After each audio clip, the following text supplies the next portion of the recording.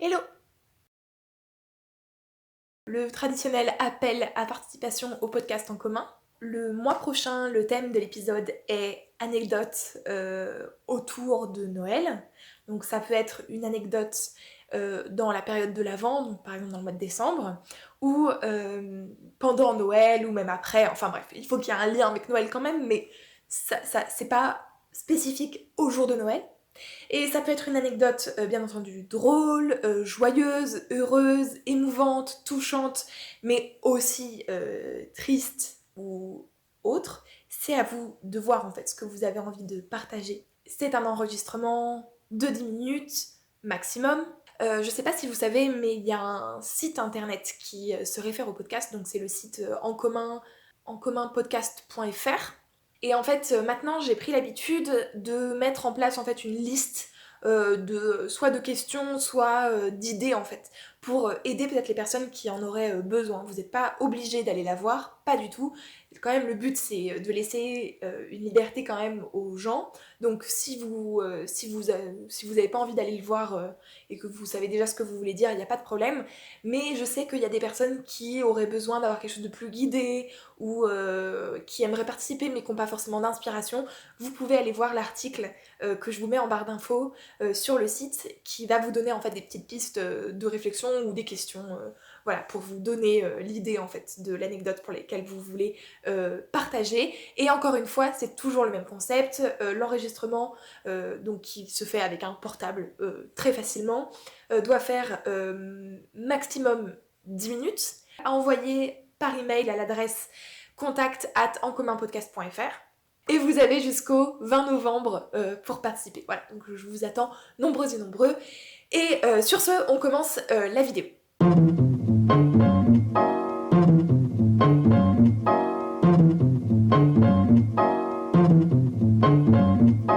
J'avais envie de parler depuis un petit moment de la précarité menstruelle. Je trouve qu'on parle de plus en plus de règles, ce qui est plutôt positif, je trouve. Moi honnêtement, je fais pas partie de ce flot-là. Flot, les règles. Alors je fais pas partie forcément de ce mouvement-là, parce que... bah écoutez, il y a des combats qui me touchent plus que d'autres et il se trouve que les règles, c'est pas quelque chose qui ça me parle, hein, je veux dire, je suis une femme, enfin, j'ai mes règles, etc. Mais en vrai, c'est pas quelque chose qui m'enjaille en fait, hein, de parler des règles. J'avoue que moi, c'est juste quelque chose qui me gonfle, qui me fait des crises en SPM assez profondes. Mais il y a un sujet au niveau des règles qui m'intéresse, en tout cas de partager avec vous aujourd'hui, c'est la précarité menstruelle. Alors qu'est-ce que c'est que la précarité menstruelle? En vrai, je vous mettrai en barre d'infos d'autres vidéos qui en parlent et qui peut-être passent un peu plus de temps sur ce que c'est et peut-être enquêtent un peu plus là-dessus. Mais en gros, c'est que si vous avez déjà acheté des protections périodiques, des tampons, des cups, enfin bref, tout l'attirail pour venir récupérer le sang, hein, vous aurez peut-être remarqué que c'est extrêmement cher. Voilà. On est quand même sur, il me semble, sur 3, 4, 5 euros. Vous rajoutez à ça quand même le fait qu'on aime avoir de la qualité parce qu'on place quand même ces choses-là à un endroit sensible, à un endroit où il y a de la muqueuse. Donc concrètement, on n'a pas forcément envie de mettre le prix le plus bas. Ça, je l'ai déjà vu hein, quand même dans les argumentaires en disant « Oui, mais non, mais on peut prendre aussi des sous-marques. » Ouais, ouais, c'est pas mal d'éviter aussi, hein, voilà, enfin, en tant que, quand on est face au rayon, si vous voulez, on n'a pas envie de prendre les serviettes premier prix. Et en fait, il se trouve que c'est très cher et que tout le monde n'a pas forcément les moyens financiers, en fait, de se procurer ce genre de choses. Ça peut être vraiment un poids dans le budget. Je rappelle parce que c'est souvent aussi dès qu'on parle un peu de protection périodique et de tarifs, etc., qu'il y a, moi j'appelle ça la team cup qui débarque et qui dit oui, la cup c'est super économique, etc. Alors je rappelle quand même que d'une, la cup n'est pas adaptée à tout le monde. Elle n'est pas adaptée par exemple aux personnes qui ne souhaitent pas introduire des choses à cet endroit-là, ce qui est complètement ok. Elle n'est pas non plus accessible à des personnes qui n'auraient pas le budget à mettre d'un coup dans une cup qui est quand même généralement entre 20 et 30 euros. Et aussi, bah, au niveau de l'utilisation de la cup, euh, c'est le bordel. Si vous n'avez pas accès à une salle de bain, c'est le bordel, voilà. En sachant qu'il faut aussi la stériliser. Donc ça encore pareil, si vous n'avez pas accès à une cuisine tranquille avec voilà, pour faire stériliser votre cup, c'est le bordel. Je rappelle aussi, là on est toujours du coup dans tout ça, que fin novembre, il y a la banque alimentaire. Et c'est quelque chose qu'on oublie un petit peu, on donne beaucoup d'aliments, donc des conserves, des pâtes, etc. Mais en fait on oublie souvent de donner tout ce qui est première nécessité, cosmétiques, etc. Notamment tout ce qui est protection périodique et produits pour bébé. Alors, la banque alimentaire arrive bientôt, donc en fait, ce que vous pouvez très bien faire, c'est d'acheter ce genre de choses qui sont, écoutez, qui manquent en fait, qui manquent. Et vous pouvez aussi très bien demander en fait, aux personnes directement qui se chargent en fait de la collecte, de savoir ce que eux ils ont besoin en fait. Enfin, d'après eux, c'est quoi les plus gros besoins, généralement c'est ça qu'ils demandent. Donc voilà, juste petit rappel parce que ça arrive bientôt. Alors, je reviens du coup sur la problématique de la précarité menstruelle, parce que c'était quand même le thème de la vidéo à la base. Le grand combat, débat qu'il y a derrière ça, et qui dure quand même depuis maintenant quelques années, c'est de rendre les protections périodiques gratuites, ou tout du moins plus accessibles.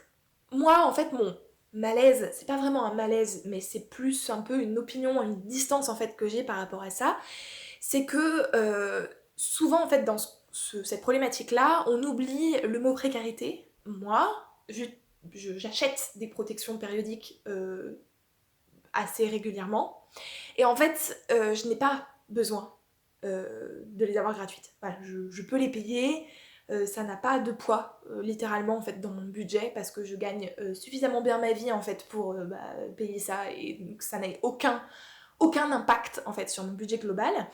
Et ça, c'est quelque chose, je crois, qui est parfois un peu oublié. Alors, bon, moi, je veux dire, je travaille, etc., donc c'est normal, j'ai envie de dire. Enfin, je travaille, j'ai un bon salaire, etc., donc c'est normal. Mais souvent, je trouve qu'on oublie un peu ce mot précarité et que du coup, on parle globalement, en fait, du poids, en fait, des protections périodiques dans le budget des personnes qui en ont besoin et qui en achètent. Et ce qui me fait dire ça, en fait, que c'est oublié, mis à part le fait que moi, par exemple, je me sens pas touchée, en fait, par la problématique, personnellement, en tout cas, personnellement, c'est que souvent, quand je suis sur Internet et qu'il y a ce genre de débat, donc notamment, je sais pas, sous un article qui parle de précarité menstruelle et de protection périodique accessible à toutes et tous, souvent, les gens partent, en fait, alors partent dans du ah oui bah alors si les protections périodiques sont gratuites, dans ce cas tel ou tel produit comme le PQ, j'ai pu voir le PQ ou la mousse à raser doivent être gratuits. Alors je ne défends pas les personnes, je n'ai aucun doute sur la bêtise qu'il y a derrière ce genre de commentaires, c'est-à-dire je doute fort que les personnes soient vraiment militantes pour des produits de première nécessité accessibles aux personnes précaires. Je ne pense pas. Cela dit, en fait, moi, derrière ces commentaires-là, je trouve que, moi, j'aurais envie de répondre, bah ouais, clairement, carrément. Voilà. Et souvent, il y a des réponses. D'ailleurs, en fait, je n'ai jamais vu une réponse comme celle que je fais là, ou très rarement, alors j'ai pas non plus écumé tous les articles et tous les commentaires, hein, bien sûr, mais je vois très rarement en fait cette réponse-là de dire bah ouais, mais oui, clairement. Je vois surtout en fait des commentaires qui se lancent dans des argumentations mais incroyables sur le fait que les protections périodiques sont des produits de première nécessité alors que le PQ par exemple ou la mousse à raser ne sont pas des produits de première nécessité. Et ça me laisse un peu sur le cul en fait. Parce que je me dis mais bien sûr que si, que le PQ c'est un produit de première nécessité. Voilà, pour appuyer un peu mon propos, la dernière fois que j'ai vu ça, donc c'était sur le PQ justement, et en fait, la personne qui répondait disait que dans certaines régions du monde, on n'utilisait pas de PQ, donc en fait le PQ n'est pas un produit de première nécessité. Et comment je veux dire, dans les pays où on n'utilise pas de PQ, généralement on utilise une douchette. Je veux dire, c'est pas qu'on s'essuie pas, quoi. Vous voyez. Donc, et en vrai, bah non, je suis désolée, mais c'est rare d'avoir une douchette dans ses toilettes. Et puis, moi personnellement, le PQ, je l'utilise tous les jours, puis alors d'autant plus quand j'ai mes règles d'ailleurs. Donc voilà. Et pour ce qui est de la mousse à raser, donc qui est un produit plutôt masculin, beaucoup de personnes en fait répondent assez véhément en fait par rapport à ça, en disant ouais c'est pas pareil et tout ça, comparer la mousse à raser avec les protections périodiques, évidemment c'est pas la même chose, ça répond pas exactement aux mêmes besoins et surtout pas à la même urgence, c'est-à-dire que les protections périodiques c'est immédiat, j'ai du sang qui me sort de la chatte, il faut vraiment que je l'éponge, alors que la mousse à raser c'est pour le rasage et c'est, on va dire, on est moins dans l'immédiateté. Cela dit, je rappelle quand même que la barbe c'est pas au choix de la personne qui a une barbe, je veux dire. Si vous êtes un hipster à Berlin, que vous travaillez dans une start-up, la barbe, c'est ok.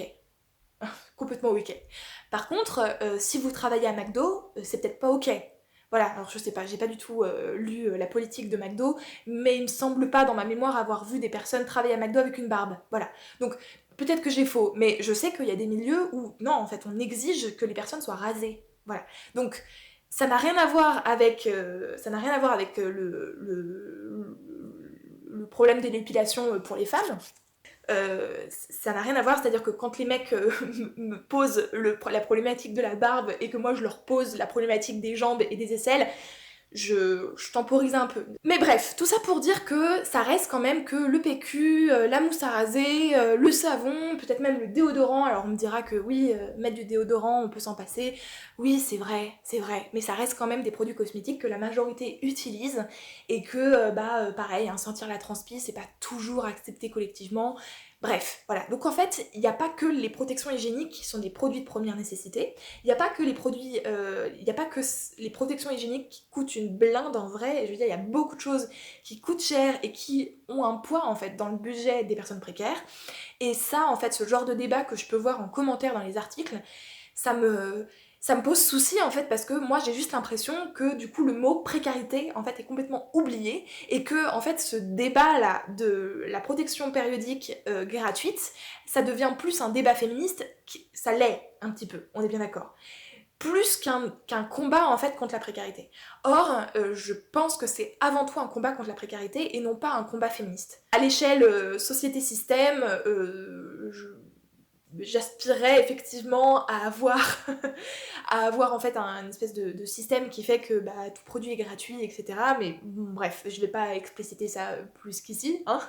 Coucou, je fais un insert rapide parce que là, à ce moment précis de la vidéo, je m'apprête à faire une liste des différentes façons en fait de lutter contre la précarité menstruelle uniquement, et en fait ça ne me plaît pas parce que du coup je clame pendant toute la vidéo que en fait la lutte contre la précarité menstruelle c'est avant tout une lutte contre la précarité et je doute, alors je ne suis pas une personne précaire, mais je doute en fait que simplement le fait de donner ou de faire en sorte que les protections périodiques soient gratuites, que ça aide en fait à sortir de la précarité.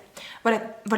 Donc c'est pour ça que je vais couper ça au montage parce qu'en fait c'est quand même juste le fait de dire que au-delà des protections hygiéniques gratuites, on peut aussi penser à les rendre beaucoup plus accessibles, c'est-à-dire réduire le prix et en mettre de partout. Donc c'est-à-dire ça peut être dans les universités, ça peut être dans les toilettes publiques, dès qu'il y a des toilettes, au travail, bref, dans plein d'endroits en fait où il y a des toilettes et où les gens vivent en fait, tout simplement. Donc voilà, donc ça peut être entre guillemets raccourci à quelques phrases, mais surtout ce qui me semble essentiel, c'est évidemment la lutte en fait contre la précarité de manière générale. Pour ça, alors j'ai pas non plus creusé la question, je prétends pas détenir la vérité générale pour sortir les personnes précaires de la précarité. Cela dit, moi je suis une personne qui croit au revenu universel et pas un revenu de survie qui juste permet de survivre. Non, je veux dire ça existe déjà, il y a le RSA. Donc non, c'est pas de ça que je parle. Moi j'aimerais qu'on dissocie le travail et le salaire. Je vous mets en En barre d'infos, une vidéo d'Usul, alors ça commence à dater, mais c'est honnêtement la première fois que j'ai entendu parler du revenu universel et j'encourage toute personne qui potentiellement aimerait en savoir plus à se renseigner en fait par elle-même. Voilà, déjà dans un premier rapport pour se faire sa propre opinion. Je vais simplement répondre en fait à la première critique qui arrive, critique, je veux dire, intelligente, voilà. Non pas que je pense que les gens ne soient pas intelligents, mais je veux dire, la seule critique de dire moi je suis contre le revenu universel parce que les gens après c'est que des assistés.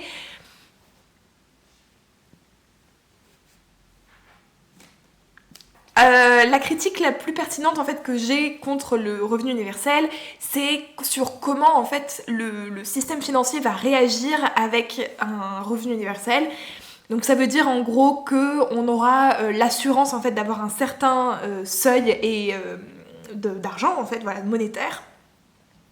Et que du coup, le système financier, par exemple, donc tout ce qui est achat, l'immobilier, etc., va augmenter parce que du coup, ça va juste redécaler en fait la valeur de l'argent. Voilà. Moi, la seule chose que j'ai à répondre par rapport à ça, c'est que le système financier, le système immobilier, le pouvoir d'achat, enfin bref, tout ça, ça reste quand même des décisions et des axes politiques qu'on a certes pris il y a des années, voire des décennies, voire des siècles, mais en fait, pour reprendre l'exemple, par exemple, du parc immobilier et du marché, quoi, voilà, de l'histoire de l'offre et de la demande, etc., etc., en fait, il y a toujours possibilité de mettre des plafonds, il y a toujours possibilité de faire en sorte que non, l'immobilier n'augmente pas. Voilà. Donc, en fait, tout ça, ça dépend de décisions humaines et de décisions politiques. Et si en fait au jour d'aujourd'hui on a l'impression que c'est impossible, c'est parce qu'on a quand même que des politiques qui en fait n'ont juste... Enfin, qui sont entre guillemets dans une espèce de façon de penser qui est oui non mais il faut contenter tout le monde et surtout les personnes qui font l'économie, les personnes qui font du bien, les personnes qui sont dans les entreprises, etc. Blablabla. Voilà. C'est, comment dire, c'est le système capitaliste, hein, c'est comme ça que ça marche. Mais en fait, il y a des tas d'options et je veux dire mettre des plafonds, mettre des grilles en termes d'immobilier, c'est complètement possible, mais je veux dire, il y a des logements qui sont avec un prix qui est calculé en fonction des revenus, etc. Ça existe déjà, donc en fait c'est complètement possible. La seule chose qui nous emmerde en fait, c'est que si on doit mettre ce genre de plafond en fait sur un loyer, c'est qu'il va falloir le dire à des propriétaires privés en fait, parce que c'est souvent des propriétaires privés quand même, c'est d'ailleurs même eux qui font grimper les prix, enfin bref. Donc voilà, donc en fait si à l'heure actuelle on se dit que c'est impossible, c'est juste qu'on n'a pas envie de faire chier les personnes qui ont du capital, voilà. C'est tout, et moi je pense que ça c'est bullshit, voilà, je veux dire les personnes qui ont de l'argent, il va falloir un moment le donner. Voilà. Bref, je vais pas rentrer plus dans les détails, mais ça me paraît important en fait de dire que on battra pas la précarité juste en rendant quelques petits objets comme ça gratuits ou plus facilement accessibles. Voilà, c'est un peu comme, si vous voulez, c'est un peu comme l'écologie où on te dit que ne pas acheter de bouteilles en plastique et bien éteindre le robinet quand tu te brosses les dents, ça va tout changer. Alors que oui, bien sûr que ça a un impact à un moment, hein, parce que ça reste quand même, bah oui, effectivement, il y a ce petit volume d'eau qui ne coule pas, d'accord, mais en fait ce n'est absolument pas suffisant et ce n'est absolument pas prendre le problème à la racine et changer, voilà. J'en ai fini à peu près avec ce que j'avais à dire par rapport à ça.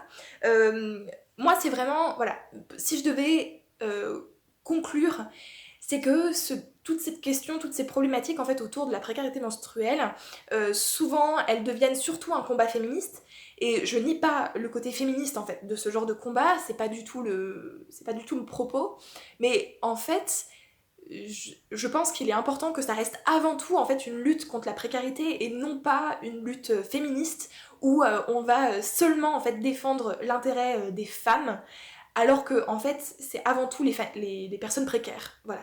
Et du coup que quand on quand on oppose en fait les arguments en disant oui mais alors dans ce cas il y a plein de choses qui doivent être gratuites, au lieu de répondre non mais c'est moins essentiel que les protections périodiques, qui est ma foi assez subjectif, surtout pour le PQ, je veux dire voilà, que en fait on soit plus en disant mais oui bien sûr que le PQ doit être gratuit aussi. Je vous dis à très vite pour une prochaine vidéo. Pourquoi je fais ça? Pourquoi je fais ça? Genre, j'ai jamais fait ça. C'est pas un peu le pape qui fait ça? Bon bref.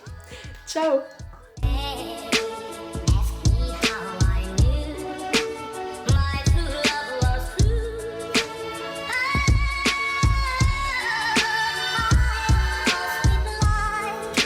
Some